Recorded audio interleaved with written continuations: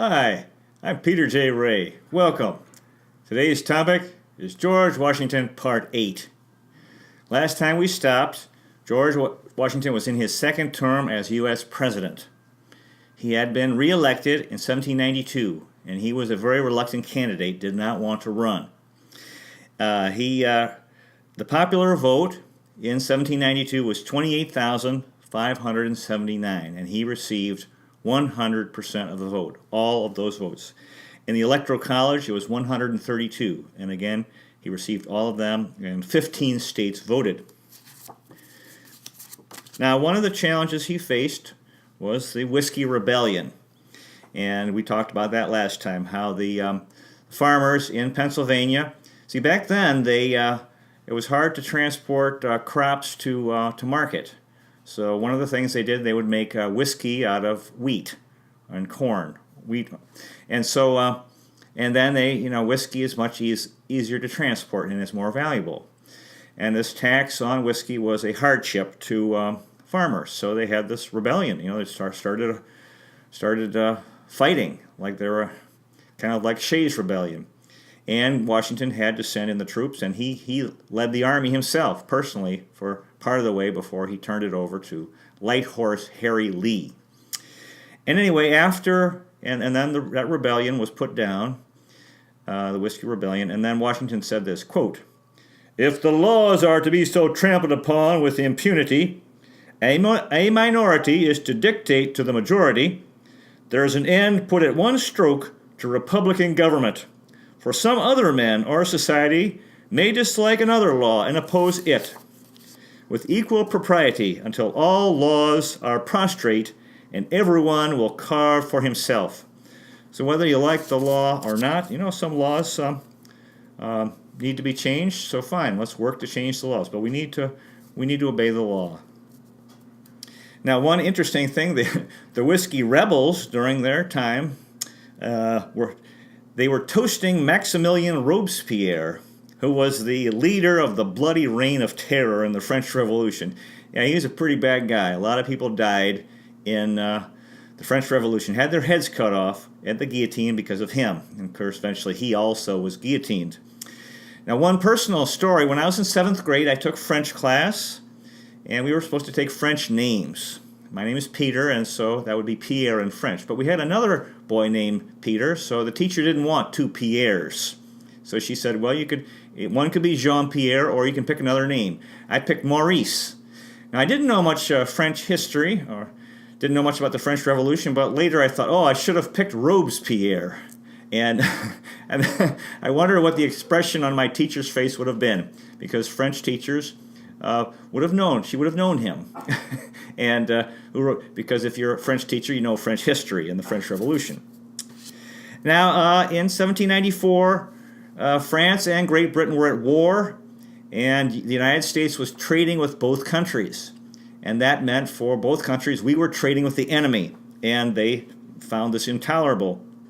The British were stopping hundreds of American ships, confiscating their goods, and impressing sailors or forcing sailors into the British Navy or having them imprisoned. And there was a great danger of war with Great Britain. Now remember, Washington at all costs wanted to avoid war with any country because we were weak and we needed time to recover from the American Revolution. So anyway, he wanted to maintain peace with Great Britain. He sent Chief Justice John Jay to England on a peace mission. In 1795, a treaty was signed with the British, but there was no mention of this impressment of American sailors into the British Navy, which was the most objectionable thing. The thing Americans were most angry about was the British stopping American ships and just grabbing American sailors.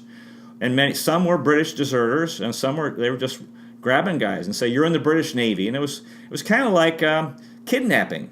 It was terrible. So Americans were very angry. And when the treaty was released to the public, and there was no mention about this, that the British would stop it, they didn't agree to stop doing it. They were going to continue doing it, and they did. And so the public was furious. And with the British, they wanted war, and there was a lot of anti-George Washington sentiment. However, as time passed, See, public opinion is fickle. When you're a political leader elected by the people, in my opinion, you should do what you think is right. Not what the public wants, because the public changes its mind. And in time, the public opinion changed, and people realized it was a good treaty. It was good that we didn't go to war with Great Britain in 1795. Now, in 1796, Washington said, I am not going to run again. That's it, 2 terms. He set the 2-term precedent, which was respected until Franklin D. Roosevelt was elected to a 3rd, then a 4th term in the 20th century. So he gave a farewell address in 1796 that he was leaving public life. And he wrote this, quote, "Of all the dispositions and habits which lead to political prosperity, religion and morality are indispensable supports. In vain would that man claim the tribute of patriotism who should labor to subvert these great pillars of human happiness, these firmest props of the duties of men and citizens. Let it simply be asked, where is the security for property, for reputation, for life, if the sense of religious obligation desert the oaths which are the instruments of investigation in courts of justice? And let us with caution indulge the supposition that morality can be maintained without religion. Whatever may be conceded to the influence of refined education, reason and experience both forbid us to expect that national morality can prevail in exclusion of religious principle." Now, he made the point often, and others made the point, that we would only succeed as a country if the American people were good people. And now the thing is, how can we be good people? And I believe that God is a source of goodness. So we need to reach out to God to improve our character so that we can do the right thing and have a relationship with God. And see, this is what he's talking about. In the French Revolution, they wanted to eliminate religion because of problems with the Catholic Church. And he's saying, no, this is wrong. If you eliminate religion and people stop reaching out to God, then how can we be a good people? We can't. This is true in our personal lives. If we're going to be good people, we need to contact the source of goodness from God, with God, our Divine Mother, our Heavenly Father. So in the 1796 election, Washington was not a candidate. John Adams was elected to succeed him as the 2nd President of the United States. So he gave another farewell address, Washington, when he said this, quote, "Observe good faith and justice toward all nations. Cultivate peace and harmony with all. Religion and morality enjoin this conduct. And can it be that good policy does not equally enjoin it? It will be worthy of a free, enlightened, and at no distant period a great nation to give to mankind the magnanimous and too novel example of a people always guided by an exalted justice and benevolence." Now, during his time in office as president, 8 years, the last 7 years were in Philadelphia. Now, Pennsylvania was a free state, and Washington was bringing his slaves with him to serve him as president, as cook and butler and so forth. And under the law in Pennsylvania at that time, if a slave was in Pennsylvania for 6 months, he would become free. That was the law. It was a free state, but so Washington was having his slaves go back to Virginia every 6 months because he didn't want to lose these slaves. They were his property. He didn't want to lose them. And he had one slave. It was a cook named Hercules, and Hercules learned about Washington sending slaves back, and he came to Washington and he was very indignant. He says, how could you imagine that I would ever leave you? Because I'm very loyal to you, and this is very insulting. And how can you think that I would leave you? You're such a good man, and I very much enjoy working for you. That I would never leave you. So Washington said, "Okay, Hercules, you can stay then." And on the last day, when John Adams was inaugurated, and Washington was going home that day, Hercules disappeared. So he sought his freedom. So he betrayed that promise to Washington, but you can understand why. And Washington was chagrined. And you can understand why Hercules wanted to get his freedom. Anyone would. Washington, and in his second term was being criticized more, and he had this to say about being criticized, quote, "To persevere in one's duty and be silent is the best answer to calumny." So they were home. Martha and George were home finally again, and this time for good. There was going to be no more political work for him. So, a little bit. We'll talk about that. Quote, and then Martha said this, quote, "The general and I feel like children just released from school or from a hard taskmaster, and believe that nothing can tempt us to leave the sacred roof tree again, except on private business or pleasure. We are so penurious with our enjoyment that we are loath to share it with anyone but dear friends. Yet almost every day some strangers claim a portion of it, and we cannot refuse." So Washington was back to the life he loved on the farm, doing farm work. And he was directly supervising 12 square miles of farmland, vast fields of corn, wheat, alfalfa, flax, peas, and rye. His daily routine at Mount Vernon, he would wake up at 5 a.m., and he would read and write till 7 a.m. And then he would have breakfast, a very light breakfast of tea and corn muffins with butter and honey. And then he'd be out on horseback inspecting the fields and the crops and seeing that the workers were working and that if the fences need repair and so forth, and see how everything was going. And also pitch in with some of the work. By 2 p.m., he'd be back home, and he would, very often there would be guests, and he would wash and change his clothes and put on nice clothes and dress for dinner. And then they would have dinner. We had many visitors who would come and to be overnight, and he would be having dinner with them.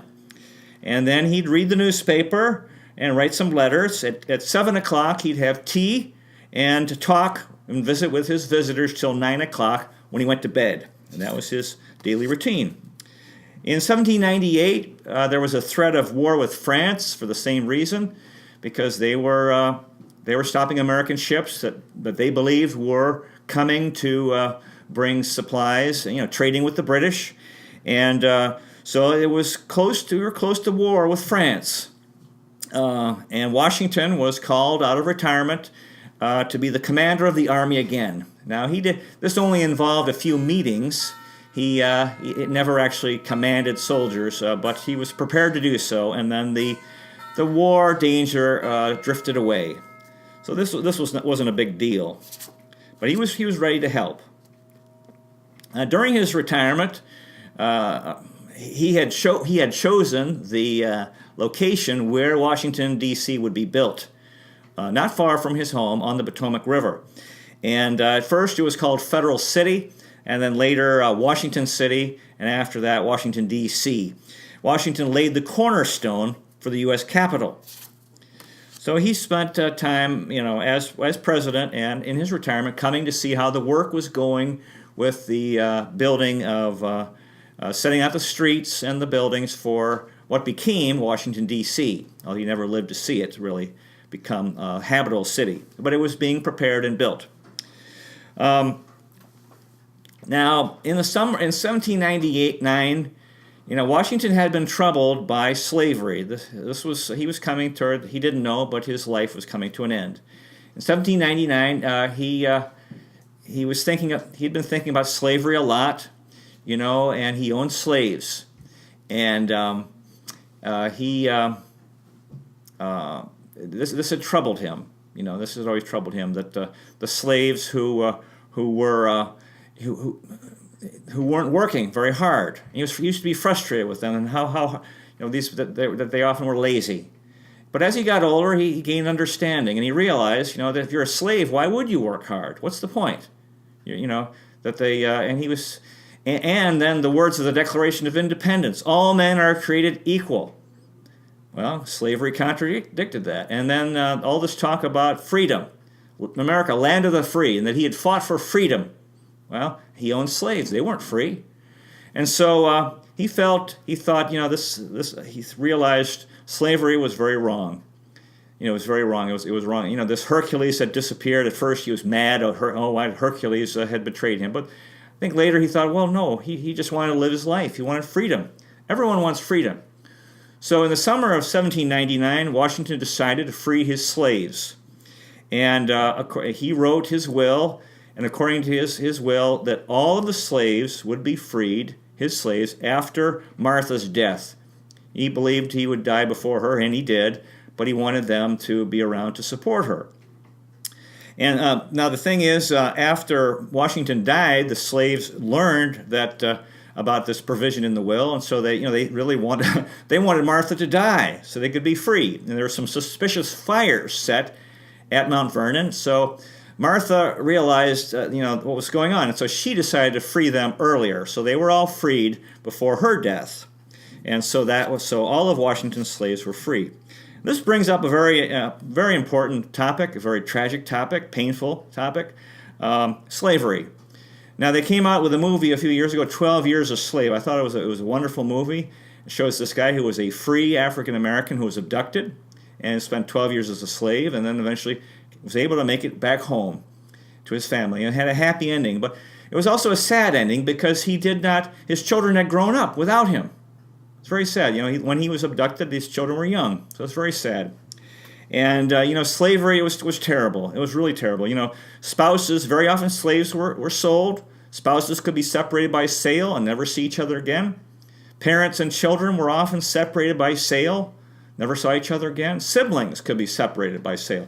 You might have a good master today, a kind master and so forth, but he dies, and then you're sold, and then you have a very cruel master. So, it was terrible what the slaves went through. And this is part of our history. But, I think good comes out of bad. As bad as that was, I think today, you can't imagine America today without African Americans. And most of them are descendants of slaves. So they're a very important part of our country. Very important part. And they make a major contribution. And you can't imagine the world without African Americans. There's been so many who contributed to our country, but who are known around the world and have influenced the whole world. And they wouldn't be here or have been here without slavery. They're descendants of slaves. And I'll mention a few here. One, Hank Aaron, baseball player. Muhammad Ali, boxer. George Washington Carver, who promoted the peanut farming, commercial uses of peanuts. Bill Cosby, who made us all laugh for so many years, very funny man. Frederick Douglass, W.E.B. Du Bois, Duke Ellington, famous musician. Marcus Garvey, who inspired the reggae music and with Bob Marley, another one. Langston Hughes, the poet. Jack Johnson, the boxer. Martin Luther King, famous civil rights leader. Joe Louis, the famous boxer. Garrett Morgan, from Cleveland, who invented the street light. Toni Morrison, fine author of books. Jesse Owens, who won 4 gold medals at the 1936 Berlin Olympics, from Cleveland. Paul Robeson, the famous a singer and football player, very talented man. Jackie Robinson, great baseball player. Oprah Winfrey, who has her TV show today, very influential, powerful woman. Richard Wright, fine, amazing author. Michael Jordan, people know him all over the world, NBA player. Eddie Murphy, the famous comedian and actor. Jim Brown, maybe the best NFL football player of all time. Charlie Spikes, star for the Cleveland Indians. And Nate Thurmond, star for the Cleveland Cavaliers, and many, many more. So I think if you're an African American today, and I can understand if you're into history, you feel bad about the suffering your ancestors went through, and that's fine, and that's why it's good to talk about it. There's no problem with that. It's respectful to acknowledge what happened and the suffering of the slaves. But if we're going to do that, we should also we should also mention, there are other Americans who have ancestors who have suffered. The people in the Soviet Union, especially in the 1930s, 40s, 50s, 60s, 70s, tremendous suffering. Millions starved and the Gulag Archipelago. Let's talk about that. Communist China, from the 1950s to the 1970s, horrendous suffering in China. millions starved, and we're slaves. We're basically slaves.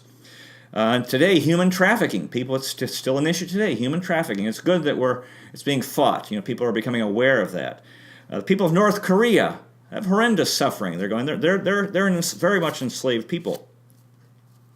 Okay, on December 12th, 1799, Washington was out working, and it was snowing and sleeting. It was a cold rain. There was some cold rain, like a wet snow, and he was out for 5 hours in this cold, wet weather, making his rounds. He came home, and for some reason he didn't change his clothes. He had visitors, he had guests, and he didn't want to inconvenience them, so he came and had dinner with them, wearing wet clothes. He should have changed his clothes. He got sick. He got very sick. And the doctors were called, and he had horrendous medical care. Doctors now, or scientists now, believe he had something called epiglottitis, which is the throat becomes constricted, and you basically strangle to death, and it becomes very hard to breathe. Anyway, the medical care he got was so bad, they removed 5 pints of blood. It's amazing how we're wonderful. It's wonderful to be living today where we have much, much better medical care, although you wonder what's going on also with maybe too much medication. They had another thing they did to him. They would put a very hot glass, drinking glass, on the skin to burn the person. They'd be burned, and would create a blister. And the idea was that they believed that the disease would go into the blister. It was crazy. It was just horrible. And they gave him laxatives, so he could either vomit or evacuate his bowels. And all of this he was being tortured by the doctors. Terrible. It's wonderful how when the 20th century came, John D. Rockefeller, one of the richest men in the world, he put a ton of money into medical research and changed medicine forever. Because back then they were doing these things it was insane. Historian Joseph Ellis wrote, quote, "Eventually Washington ordered his doctors to cease their barbarisms and let him die in peace." Washington's last words were, "'Tis well," and then he felt his pulse and expired. He was gone. December 14th, 1799, George Washington died. In France, when the news arrived, Napoleon ordered 10 days of mourning in that country. Washington was buried in the old family vault at Mount Vernon, and in 1831 his remains were moved to a brick tomb 200 feet away overlooking the Potomac River. Now there were many, many eulogies for him, memorial services, and the most famous eulogy was by Henry Lee. And the last line, Henry Lighthorse Harry Lee, the father of Robert E. Lee, who wrote this and said this, quote, that George Washington was, quote, "first in war, first in peace, and first in the hearts of his countrymen." Very touching words. My father used to say that expression, and I didn't know what he was talking about. They used to call the Washington Senators, a baseball team, that they were first in war, first in peace, and last in the National League. Or last in the American League, I believe. Many of the eulogies compared Washington to Moses. That Moses had freed the Israelites from slavery in Egypt and led them to freedom. And they talked about Washington as the American Moses. That, and many of the people around the world who came here, they were seeking freedom in America. And eventually freedom did come to the African American slaves. So people thought of him as Moses, as the American Moses. After his death, visitors continued coming to Mount Vernon, and Martha was there to offer hospitality to all callers and provide breakfast and dinner and tea, lodging for the night, a walk around the house and garden, and long conversations about the nation's history. And Martha herself died on May 22, 1802. After his death, Abigail Adams wrote, quote, "No man was more deservedly loved and respected. A universal melancholy has pervaded all classes of people." She continued, quote, "He never grew giddy, but ever maintained a modest diffidence of his own talents. Possessed of power, possessed of extensive influence, he never used it, but for the benefit of his country." Washington had written this, quote, Government is not reason. It is not eloquence. It is force. Like fire, it is a dangerous servant and a fearful master. Washington, at another time, wrote this, quote, "We have opened the fertile plains of the Ohio," he's talking about the Ohio River Valley, "to the poor, the needy, and the oppressed of the earth. Anyone, therefore, who is heavy laden or who wants land to cultivate may repair thither and abound as in the land of promise, with milk and honey. The ways are preparing and the roads will be easy." He continued, quote, "At this auspicious period, the United States came into existence as a nation, and if their citizens should not be completely free and happy, the fault will be entirely their own." So it's up to us. We have an opportunity to be free and happy. Okay, when his integrity was challenged, which, he was a politician, people criticized him, Washington liked to say, quote, "I would rather be on my farm than be made emperor of the world, by God." Washington said this again, another time, quote, "It is the duty of all nations to acknowledge the providence of Almighty God, to obey His will, to be grateful for His benefits, and humbly implore His protection and favor." George Washington believed that Christianity was the greatest civilizing force the world had ever seen. We live in there's been a very cruel world, a violent world, and the Christian message is peaceful, and I think it has helped us to fight this violent impulse in human beings, to be more peaceful. Gilbert Stuart's portrait of Washington is the only object that's been in the White House since the beginning. It was saved by Abigail Adams in 1814 when the British invaded during the War of 1812 and burned the White House. Calvin Coolidge had this to say about George Washington, quote, "We cannot yet estimate him. We can only indicate our reverence for him and to thank divine providence, which sent him to serve and inspire his fellow men." In 1976, our bicentennial, Congress granted Washington the highest military title, General of the Armies of the United States. And this made him the senior general officer on Army rolls.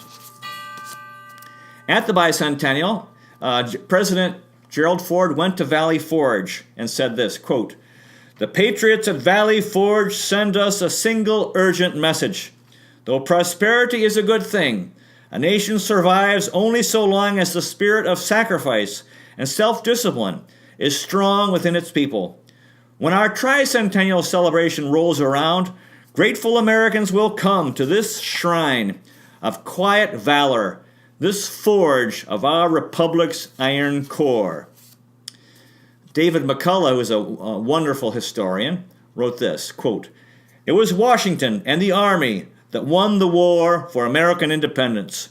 It was Washington who held the Army together and gave it spirit through the most desperate times.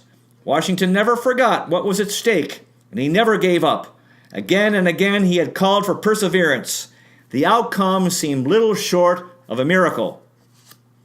James Flexner wrote, another historian, quote, "In all history, few men who possessed unassailable power have used that power so gently and self-effacingly, for what their best instincts told them was the welfare of their neighbors and all mankind." Richard Brookhiser wrote, quote, "George Washington's life still has the power to inspire anyone who studies it."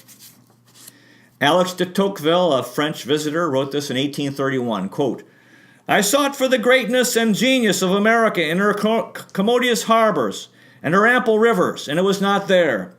In her fertile fields and boundless prairies, and it was not there. In her rich mines and her vast world commerce, and it was not there. Not until I went to the churches of America and heard her pulpits aflame with righteousness did I understand the secret and genius of her power. America is great because she is good, and if America ever ceases to be good, she will cease to be great." For this talk, I read the following books, quote, Washington, A Life by Ron Chernow, came out in 2010. His Excellency by Joseph Ellis. Being George Washington by Glenn Beck.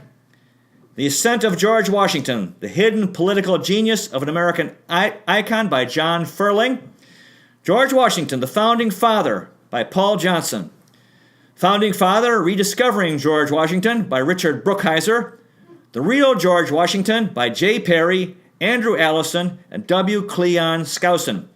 Washington's Secret War, by Thomas Fleming. Martha Washington, by Patricia Brady. 1776, by David McCullough. George Washington's Secret Six, by Brian Kilmeade and Don Yeager. So that concludes our talk. George Washington was an amazing man, a wonderful man. He's the father of our country. He was a good example. We can learn from him. We can imitate him. We can remember what he went through and apply the principles of good character to our own lives and make contributions ourselves as he did. He can help us today if we study his life and remember him. Next time, we're going to start talking about John Adams, the second president of the United States. God bless George Washington, a man who served his country well. Thank you so much for watching. God bless you. See you next time.